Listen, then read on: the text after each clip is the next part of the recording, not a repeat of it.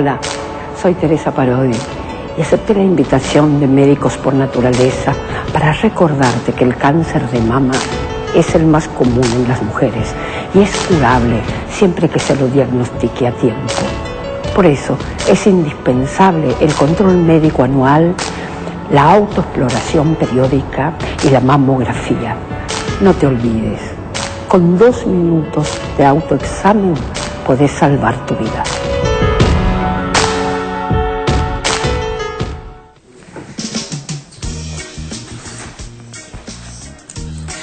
Bueno, estamos de vuelta, poner una sonrisa que ha salido el sol, está subiendo la temperatura aquí en Capital Federal, los niños están cuidándose en casa todavía, hasta las 11:30 tienen tiempo para escuchar. Hoy hablamos de las patologías más frecuentes durante el invierno, ya hablamos de la faringitis, de la laringitis, de la bronquiolitis y ahora llegará el turno de la bronquitis, porque está el doctor también Daniel Stambulian que nos va a hablar de todas las medidas preventivas a tomar en casa, así que a estar muy pero muy atentos. Ahora, el turno de otra patología que puede estar realmente muy extensa si no es tratada a tiempo, pero vamos a hablar si el invierno tiene algo que ver con la depresión. ¿Esto es así?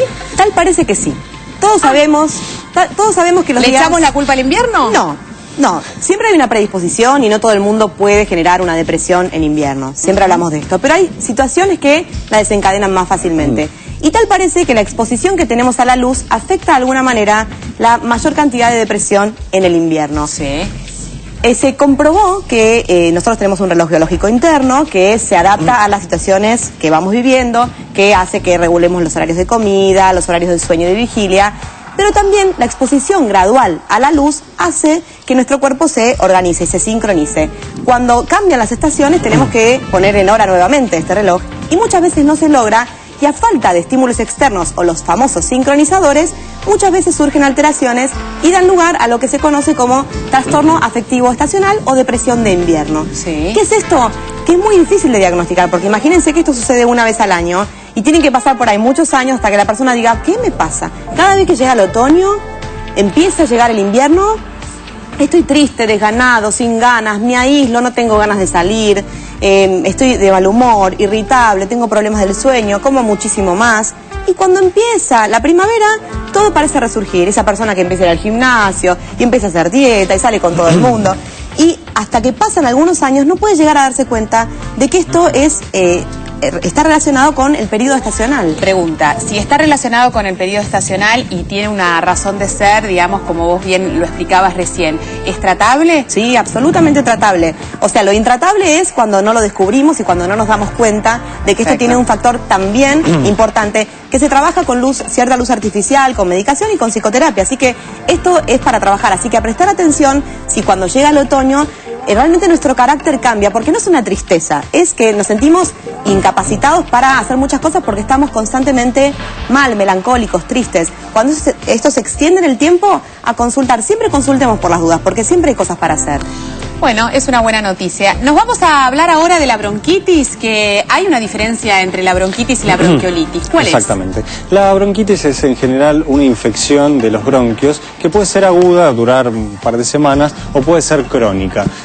La crónica se ve más frecuentemente, sobre todo en los adultos, en los fumadores. Esa tos persistente que raramente requiere tratamiento antibiótico y que produce lo que se llama la enfermedad pulmonar obstructiva crónica en los adultos. Los chicos también la llegamos a ver, la mayoría de los casos se trata de enfermedades virales que tampoco requieren antibiótico, pero esta tos persistente, este catarro persistente, muchas veces es un motivo de consulta frecuente en el consultorio que nosotros debemos evaluar si se asocia a otros síntomas y evaluar también la posibilidad de pedir alguna radiografía de tórax o no ante la sospecha de tratar de iniciar un tratamiento antibiótico. Así que esto es algo muy común, se ve muchísimo en esta época del invierno, sobre todo después de ciertas infecciones. Una pregunta que tiene que ver con esto.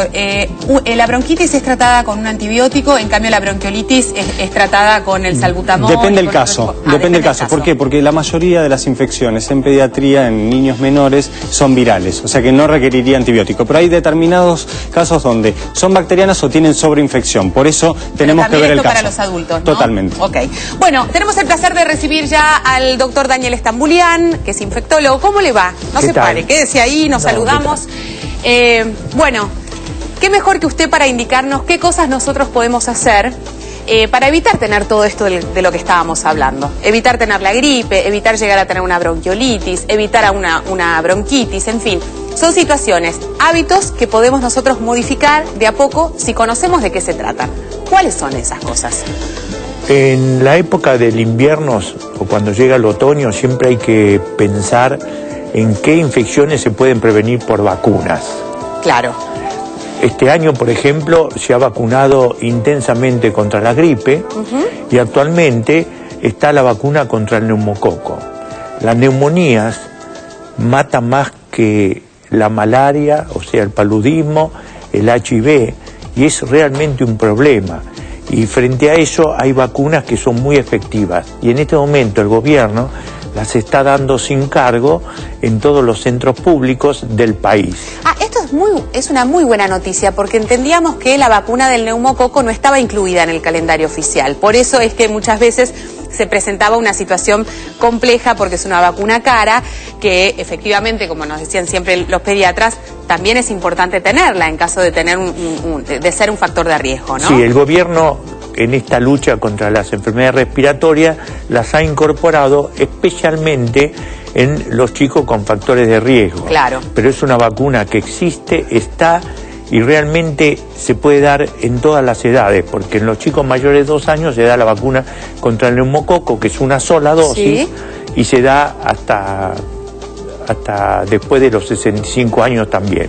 Tenerla presente porque en este momento se está dando sin cargo y es un complemento a la vacuna antigripal. Claro, o sea que debieran de darse las dos, la combinación de la vacuna antigripal con la vacuna contra el neumococo. Sí. ¿Estamos a tiempo todavía o ya se nos pasó el tiempo prudente para vacunarnos? Siempre estamos a tiempo durante inclusive todo el invierno hasta el comienzo de la primavera, porque justamente este año, gracias a la vacunación y que hemos tenido muchas gripes el año pasado, se ven pocos casos. Claro. Pero uno puede, vacunándose, cortar la circulación y hacer que esto se siga sosteniendo en el tiempo.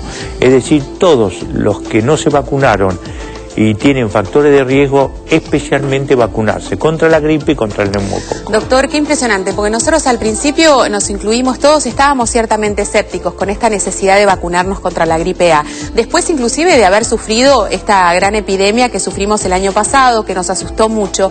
Y la realidad es que hoy las cifras, usted me lo va a confirmar, que reflejan que la vacunación ha sido muy pero muy efectiva, porque los casos de gripe A y de gripe común han disminuido enormemente, por lo menos hasta esta época del año. Sí, han disminuido y realmente nosotros pensamos que este año va a ser un año prácticamente con muy poca gripe. De cualquier forma, frente a un cuadro, como ustedes lo mencionaban, con fiebre alta, sin muchos síntomas de moco, con tos, consultar, porque si uno tiene gripe, hoy existe una medicación que es el oseltamivir, sí, conocido clásicamente como Tamiflu, que dada precozmente puede modificar el curso de la infección. Bueno, y empecemos por esta precaución primaria que nosotros podemos hacer más allá de la vacunación, que reiteramos que es fundamental, nos lo dice y nos lo recuerda el doctor Stambulian, que mejor que él para hacerlo, pero sabemos que estos hábitos de higiene que nosotros tenemos, tanto en la calle como en nuestro hogar, modifica sustancialmente la posibilidad de infectarnos, de contagiarnos, etcétera, etcétera. Porque hay un concepto que es importante. La mayoría de las infecciones se adquieren en el hogar. Entonces uno llega de afuera y muchas veces se toca la nariz y después toca una superficie, o en la misma superficie los chicos con los juegos, etcétera, contaminan con los virus y las bacterias, muchas veces respiratorias o entéricas, las superficies. Y en ese sentido hay un hecho fundamental que es el uso de la lavandina. La lavandina en concentraciones muy bajas, que es una cucharadita por litro de agua, en general limpiando las superficies, limpiando los juguetes donde los chicos están jugando, corta la circulación. Por eso en las guarderías se ve muchas veces infecciones respiratorias que se transmiten de chico a chico y que se pueden disminuir con la limpieza de la superficie. Perfecto. Otro hecho importante, también hay toallitas antisépticas, sí, que son muy útiles para el teléfono, la computadora, esos elementos que uno sin darse cuenta, si uno se fija y anota los momentos que se toca la nariz la boca y la superficie son incalculables, claro. Uno dice en 15 veces por hora. Y todo eso contamina las superficies, entonces uno limpiando disminuye mucho la transmisión de estos gérmenes en el hogar. Doctor, hay algo que yo lo escuché hace poco decir que a mí me impresionó, que es que en general la cocina es un ámbito mucho más peligroso para la familia que el baño, porque tenemos naturalmente este hábito de desinfectar el baño y no tenemos el hábito de desinfectar la cocina. ¿Esto es así? Sí, es así. Y usted se acuerda mucho de un cuadro que se llama el síndrome urémico hemolítico. Exacto. Esa diarrea que los chicos tienen con sangre y que realmente trae problemas renales. Eso se produce por una bacteria que está muchas veces en la carne. Entonces uno trae a la casa verduras y carne. Las verduras también, sobre todo las verduras de hojas, sí. Y todo eso contamina la cocina y facilita la transmisión de esos gérmenes muchas veces a las personas en el hogar, y sobre todo a los chicos. Hay que tener mucho cuidado con donde hay chicos menores de 5 años, porque esos chicos menores de 5 años, cuando se contaminan con estos gérmenes, pueden adquirir muchas veces esta diarrea con sangre mucho más frecuentemente que comiendo lo que uno siempre teme, estas hamburguesas en las casas de comida rápida, exacto. Donde lo cocinan muchas veces mejor que en casa. Entonces, en el hogar, en la cocina, hay que limpiar y tener mucho cuidado, sobre todo cuando hay chicos menores de 5 años, por la contaminación de estos gérmenes a los mismos. Doctor, preguntarle, nosotros hablábamos sobre el beneficio obviamente que tiene la lavandina, que tiene un bajo costo, pero el lavado de manos con el simple jabón, de manera consciente, ¿esto también es efectivo contra la propagación de las distintas bacterias o virus? Sí, yo creo que una de las cosas que nos enseñó la gripe el año pasado, que fue tan intensa, es que el lavado de manos con agua, jabón o gel con alcohol es una medida fundamental para disminuir la posibilidad de contaminación por todos estos virus que ustedes estaban hablando, infecciones respiratorias, y es un hecho que hemos aprendido con la gripe. Claro. Cosa distinta al uso del barbijo. ¿Se acuerda que el año pasado? Sí, que había como una desesperación por tener barbijo y estaba como contraindicado si uno no tenía gripe, ¿no? Exactamente. El barbijo sirve solo si uno quiere atender un paciente, uno muchas veces lo usa, o en la casa, si tiene a alguien enfermo y no quiere contaminar a otro que esté a 1 metro de distancia, usar el barbijo. Fuera de eso no tiene ningún sentido. Se queda con nosotros un ratito más porque están llegando consultas y mensajes al programa que nos gustaría que usted las responda. Sí, cómo no. Hacemos una pequeña pausa, estamos en vivo. Hoy hablamos de las patologías más comunes durante el invierno. No te muevas de ahí, ya venimos.